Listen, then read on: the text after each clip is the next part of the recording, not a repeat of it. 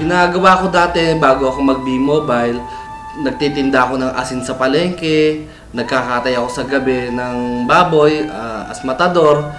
Then pagka may mga opportunities na may magpapagawa ng bahay, nagko-construction ako para maibsan ko yung pangangailangan. Lalo na may 3 akong anak, hindi ganun kadali ang kumita ng pera sa Pilipinas.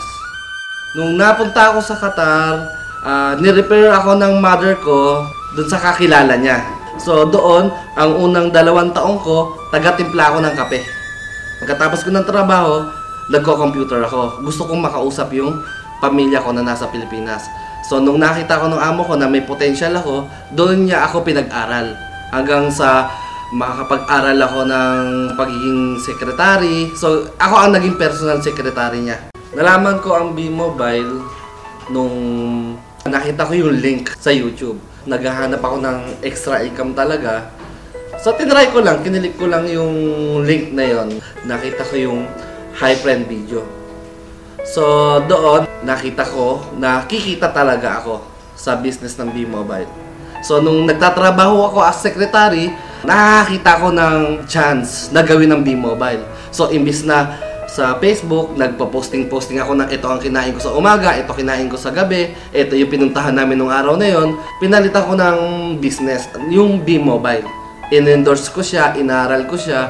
So maganda naman yung naging kinalabasan sa akin. Kahit na galing ako sa trabaho, tuloy-tuloy pa rin yung paliwanag ko kahit madaling araw. Number 1 na kalaban is yung puyat.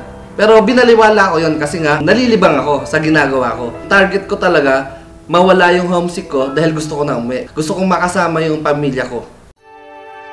Sa una, nahihirapan ako kasi wala namang trabaho madali. Pero nakita ko yung mga testimonial ng mga millionaires, nagkaroon ako ng idea.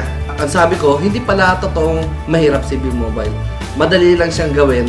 Basta pag kinopya mo yung mentors mo, dumadali yung trabaho. Ito yung tinatawag ng copy business.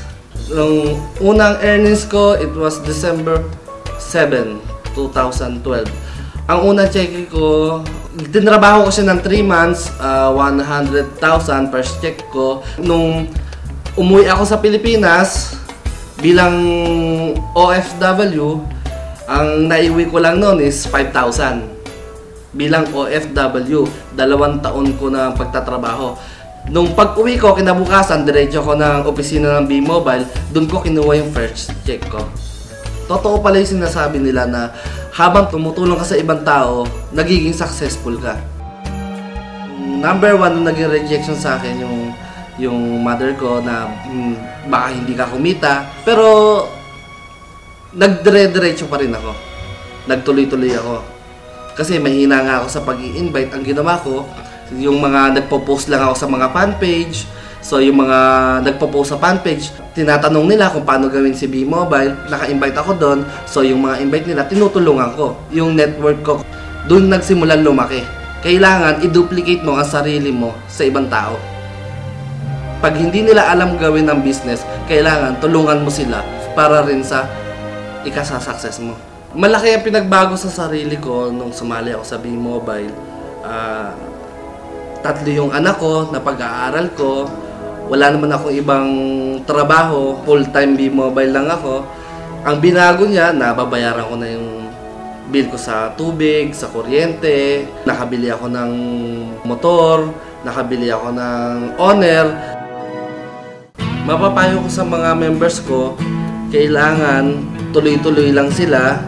Kung baga, wag silang magkukwit, number 1. Natural sa tao yung panghinaan ng loob. Pero yung magkukwit ka, panghabang buhay mo nang dadalhin yan. Pag ikaw ay sumali sa B-Mobile, ibig sabihin may pangarap ka. Kung ikaw ay walang pangarap, wag mo nang gawin ang business na to. Sa lahat ng gustong sumali, subukan nyo lang, hindi naman masama. Copy business lang, kopyahin nyo lang kung ano yung ginagawa ng apply nyo. Wala namang ibang pupuntahan kundi success pa rin. Sa nag-invite sa akin, kundi dahil sa kanya, hindi ko makikita tong business na to. Maraming salamat sa iyo dahil malaki talaga ang binago ng B-Mobile sa buhay ko.